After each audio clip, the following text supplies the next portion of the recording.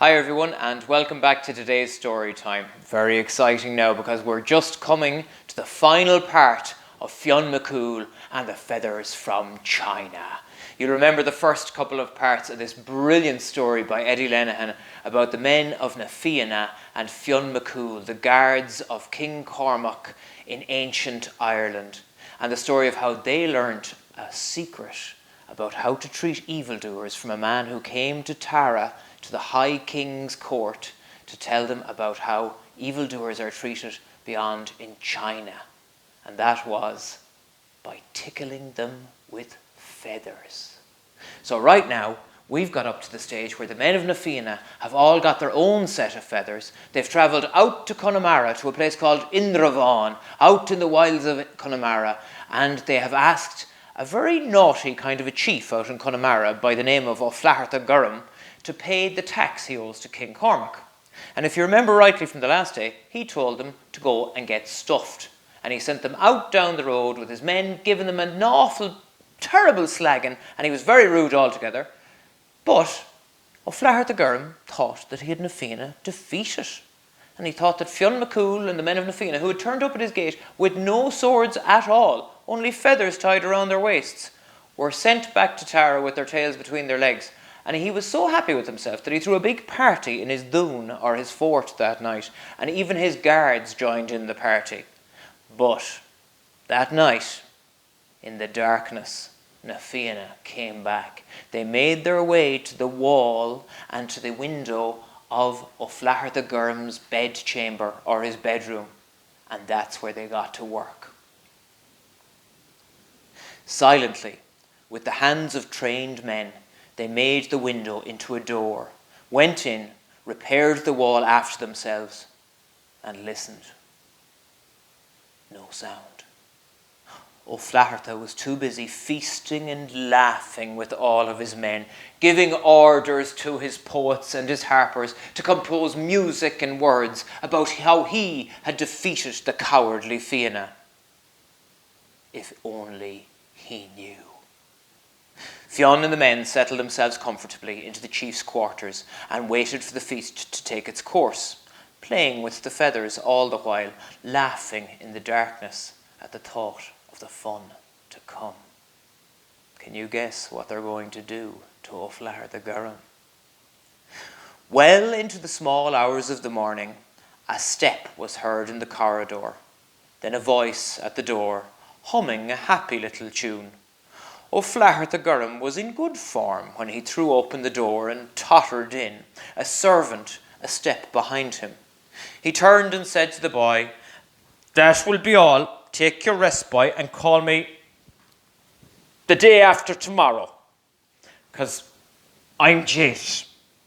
He shut and barred the door behind him, as was his usual custom at night, to keep people out, yawning and talking to himself the whole time. And then he collapsed into the bed.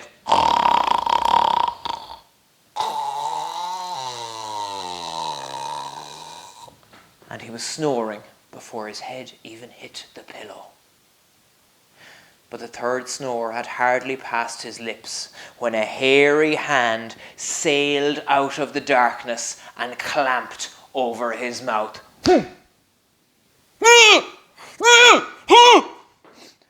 Tired as he was, Flatharta struggled furiously.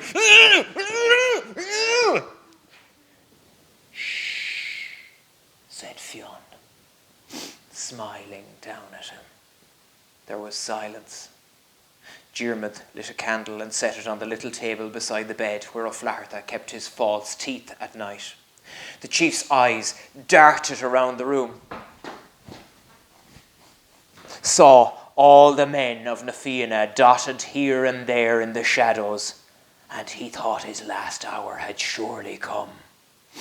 But he could do nothing, because Fionn MacCumhail's hand was still tightly down over his mouth, and his other fist was held up above his head like a big boulder ready to fall off a cliff. Fionn nodded to the men, and 4 of them moved to the bed. 2 sat on Flatharta's legs, 2 held onto his arms, and the night's work began. Keeping one hand over the chief's mouth, Fionn picked the toe feather out of his belt. Very deliberately too, so that the man on the bed could get the full benefit of seeing it. Flatharta's eyes followed his every move, expecting a knife, no doubt. Fionn held up the feather for him to see. Flatharta looked at it.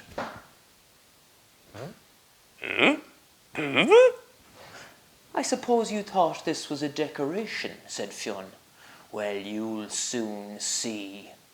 He started on Flatharta's toe with the feather. And Flatharta soon started to...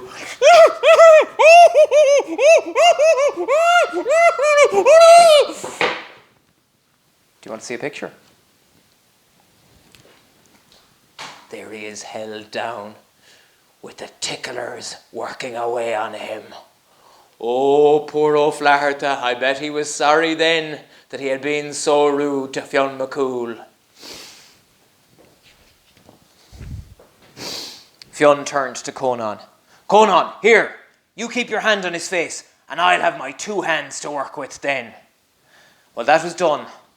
And he started in earnest, in seriousness, beginning below at the toes and working his way up, changing feathers every so often. Fionn began to enjoy himself so much that he nearly wore out his entire set of feathers. And Conan was able to take away his hand from Flatharta's mouth after a short while because he was too weak from laughing to stir or make any noise.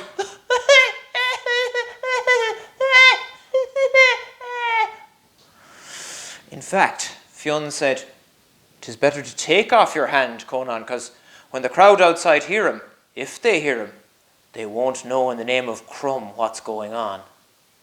Well, by this time, having heard the noises coming out of the room, a crowd of Flatharta's men had gathered in the corridor outside, wondering what was happening in the room and what they should do. By now, Fionn reached the sensitive spot behind Flatharta's knee. And oh, by dad, then the noise really started. The chief roared and bellowed and screamed for mercy. Oh! Oh! Oh! Oh! Oh! Oh!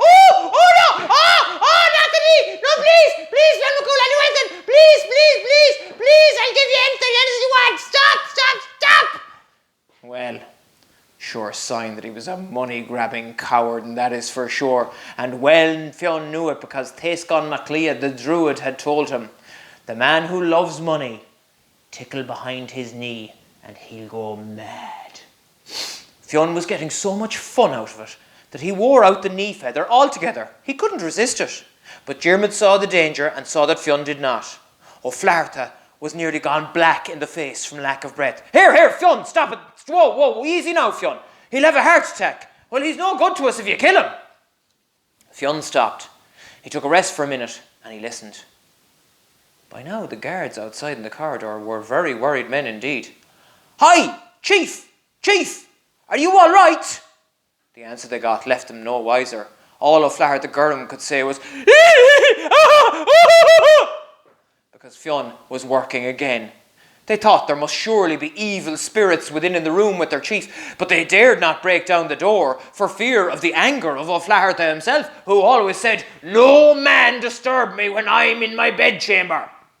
By the time Fionn had finished, his victim's breath was nearly gone altogether, and he was nearly a gibbering maniac.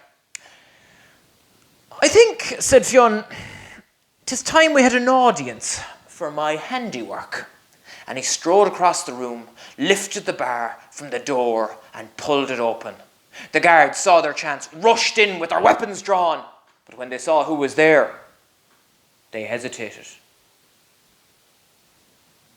"Softly now, men of Indravon," said Fionn with mockery in his voice. "Is it the custom in these parts to attack men with no weapons? You can see we're not carrying swords nor knives nor spears, can't ye?" Well, that stopped them. And while they were standing still, they had time to think better of what it was that they were about to do. To attack Fionn MacCumhail was a dangerous business at the best of times, but to do so in a narrow, darkened room would be the work of a man intent on not living much longer. So no one moved. Tell me, what is your chief to say to ye? Asked Fionn quietly. The guards looked at Flatharta, who was just beginning to come back to himself. He was cringing in a corner of the bed, shaking, eating his fingers, and whispering frightfully to himself in a strange language.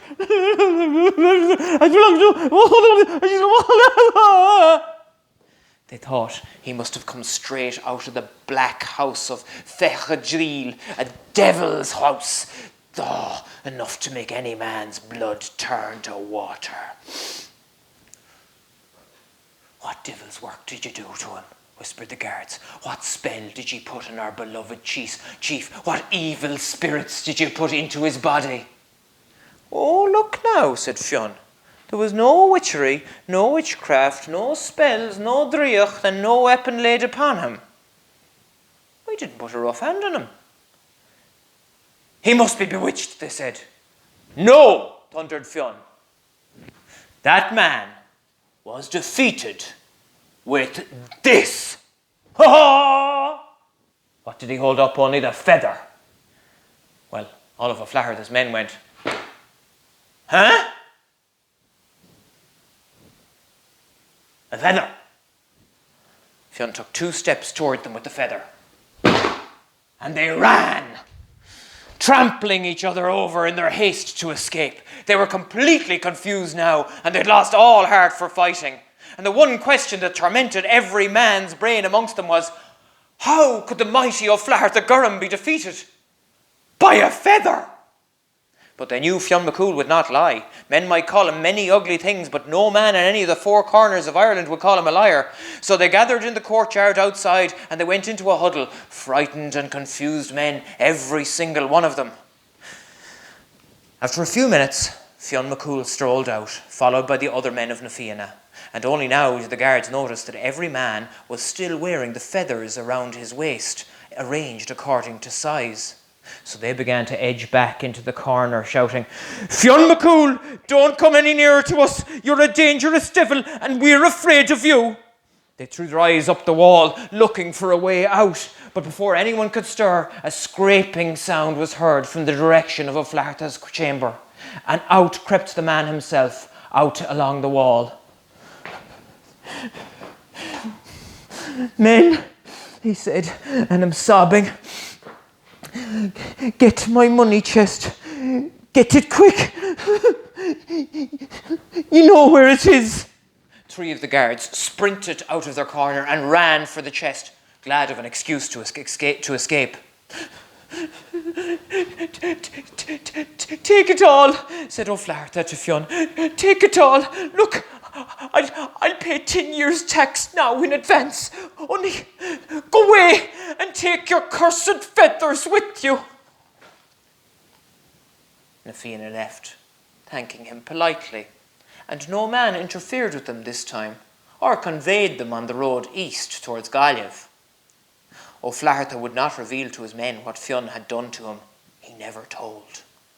But the following day he went out alone and killed every bird in the dune, all the hens, ducks, geese, even goslings. Anything with 2 legs and feathers met a quick end.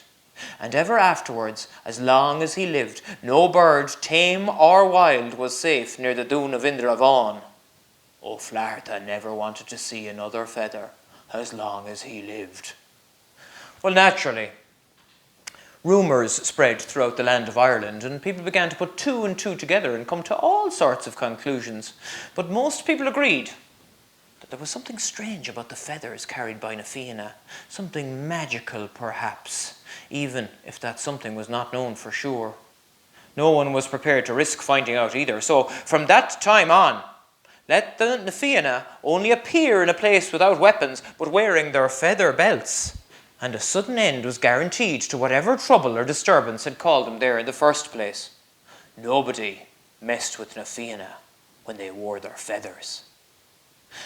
And as a result of men not knowing what was in store for them if they acted the ruffian, there was a huge improvement in people's conduct in the kingdom of the Ard-Rí Cormac, which proves that the old saying is true.